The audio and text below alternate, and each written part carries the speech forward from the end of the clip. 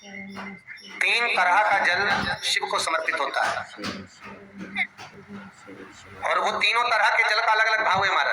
पहला जल सादा, घर से पानी लेकर गए, जल लेकर गए, शंकर को चढ़ाया, वो हमने घर का अपना एड्रेस बता दिया, भगवान शिव को जल चढ़ाकर अपने आनंद के लिए शंकर से कुछ प्राप्त करना।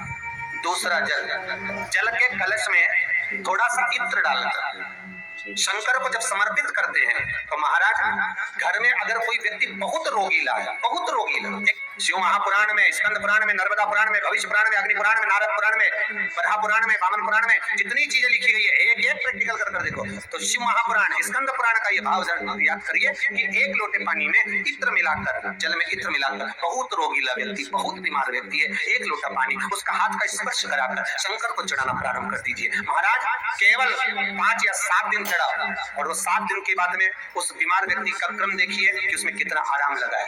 औषधि दवाई काम करना प्रारंभ करी कि ना करी,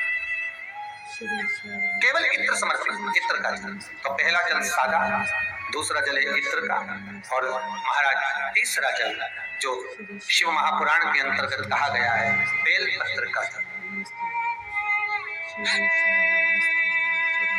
तीसरा जो जल है वो बेलपत्र का जल।